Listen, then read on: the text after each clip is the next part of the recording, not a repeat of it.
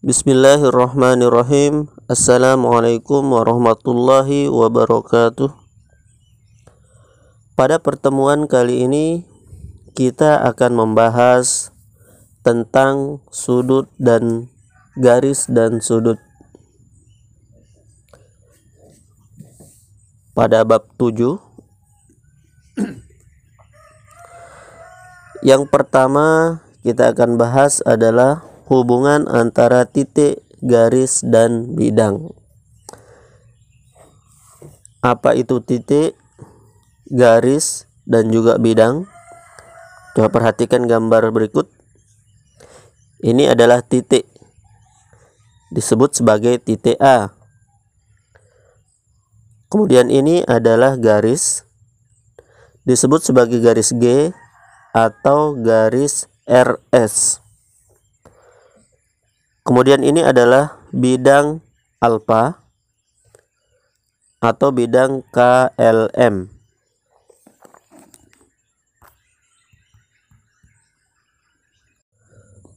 Dalam ilmu geometri, ketiga bentuk ini tidak memiliki definisi tertentu, ya. Jadi ini tidak memiliki definisi seperti titik, garis, dan bidang. Jadi tidak ada definisi khususnya.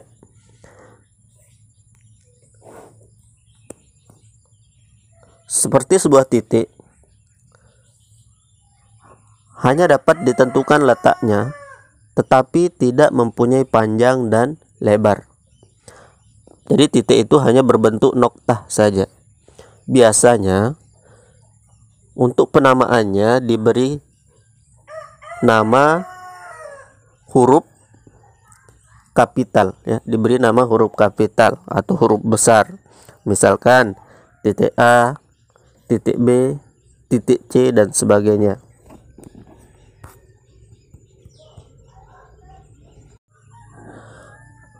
Kemudian garis dipresentasikan oleh suatu garis lurus dengan dua tanda panah di setiap ujungnya. Itu mengindikasikan bahwa garis tersebut panjangnya tak terbatas. Seperti ini, ya.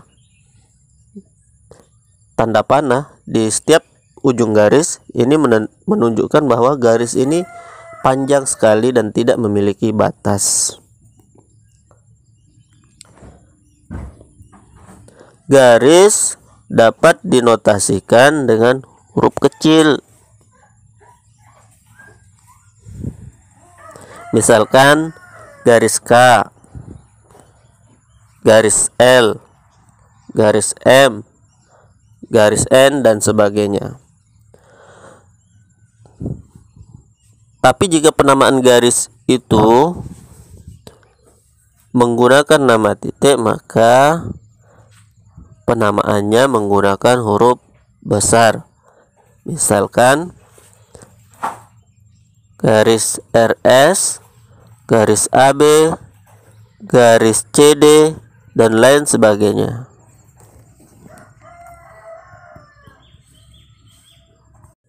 Kemudian untuk bidang atau bidang datar merupakan suatu daerah yang panjang dan lebarnya tak terbatas. Contohnya seperti ini. Salah satu di antaranya adalah konsep letak suatu titik pada suatu garis pada suatu bidang. Oke, selanjutnya yang kita bahas adalah hubungan titik dan garis. Hubungan antara titik dan garis dapat terjadi dalam dua kondisi. Jadi ada dua kemungkinan yang bisa terjadi pada hubungan titik dan garis. Yang pertama bisa kalian lihat pada gambar. Titik A terletak pada garis L. Bisa kita lihat bahwa titik A tepat berada pada garis L. Ini kondisi yang pertama, ya. Kemudian kondisi yang kedua bisa kalian lihat di gambar. Titik B di luar garis M. Jadi titik B itu berada tidak berada pada garis L atau berada di luar garis M. Yaitu dua kondisi titik terhadap garis. Kemudian yang kedua, hubungan antara titik dan bidang. Perhatikan gambar. Ini ada bidang alfa. Di dalam bidang alfa terdapat titik C. Jadi ada titik C terletak pada bidang alfa. Kemudian pada gambar yang kedua, titik D di luar bidang beta. Jadi ada dua bidang beta, kemudian titik D berada di luarnya. Jadi ada dua kondisi ya, hubungan antara bidang dan titik.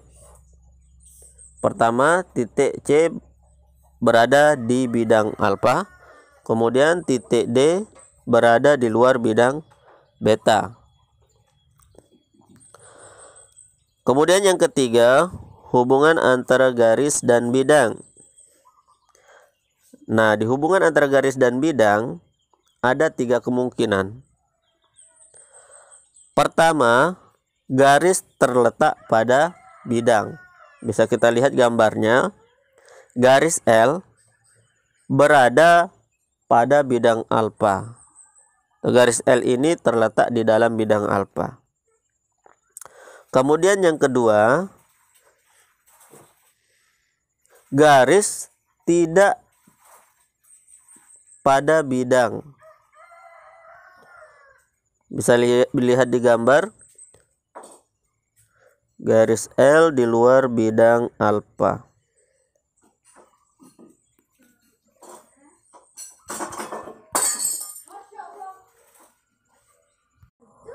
Kemudian yang ketiga, garis L menembus bidang alfa. Kondisi yang ketiga bisa dilihat di gambar. Jadi garis L ini menerobos ya, menembus bidang alfa. Cias, menembus bidang alfa. Nah, itu ada tiga hubungan antara garis dan bidang. Selanjutnya kita akan bahas yang B, kedudukan dua garis.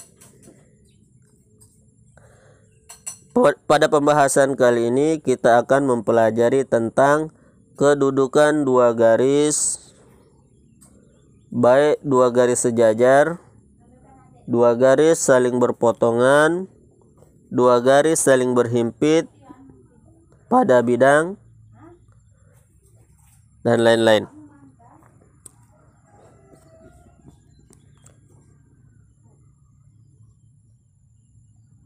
Sekarang perhatikan gambar yang ditampilkan.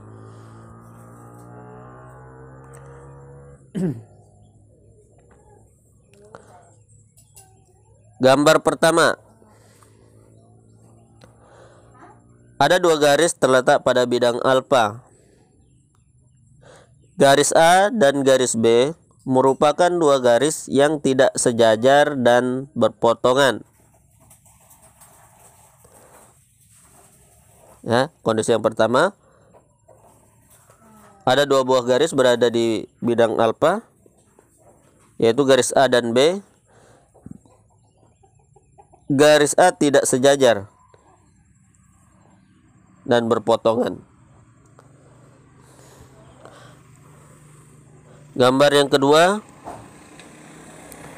ada garis alfa kemudian ada dua titik berada di bidang alfa, C dan D. Garis C dan D merupakan dua garis yang tidak sejajar dan berpotongan. Kemudian gambar yang ketiga, di bidang alfa ada dua buah garis, E dan F. Garis E dan F merupakan dua garis yang sejajar. Kemudian gambar yang keempat, ada garis G dan H di bidang alfa. Garis G dan H merupakan dua garis yang sejajar. Kemudian yang kelima, ada dua buah garis di bidang alfa, yaitu garis I dan garis J. garis I yang berwarna merah, garis I dan garis J yang berwarna biru. Garis I dan garis J merupakan dua garis yang berhimpit. Kemudian gambar 6 sama ya. Ada bidang alfa, kemudian dua buah garis di dalamnya, garis K dan L. Garis K dan L merupakan garis yang berhimpit. Kemudian gambar 7, ada dua buah garis di bidang alfa, yaitu garis N dan M. Garis M dan N merupakan dua buah garis yang berpotongan. Kemudian pada gambar 8, ada garis alfa, ada bidang alfa, kemudian di dalamnya ada titik P, garis P dan Q. Garis O, maksud saya garis O dan P. Garis O dan P merupakan dua buah garis yang berpotongan. Kemudian gambar 9, ada bidang alfa, kemudian ada dua buah garis Q dan R. Garis Q dan R merupakan dua garis yang berpotongan dan tegak lurus. Berpotongan dan tegak lurus.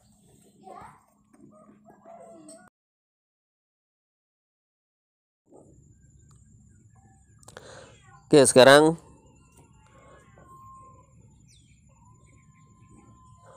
kalian latihan.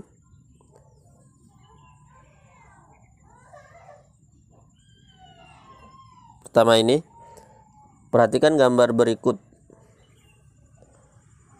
Diketahui gambar A adalah garis AB, jelaskan apakah titik C terletak pada garis AB. Ya, jadi jelaskan apakah titik C terletak pada garis AB atau tidak. Itu kalau kita lihat garis C terletak pada titik C terletak pada garis AB, ya. Karena garis C, penjelasannya karena garis C tepat berada di karena titik C tepat berada pada garis AB. Oke, untuk B dan C silakan dijawab.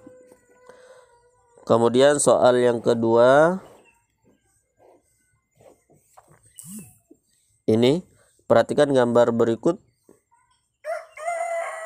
Sebutkan pasangan garis mana saja yang saling sejajar, berpotongan atau bersilangan. Ya, mana yang berpotongan? Contohnya ya, garis yang berpotongan, garis M dan N berpotongan.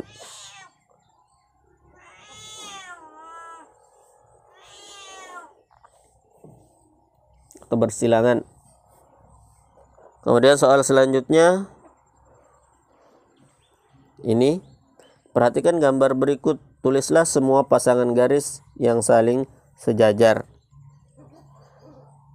Contohnya, garis CB sejajar dengan garis FE.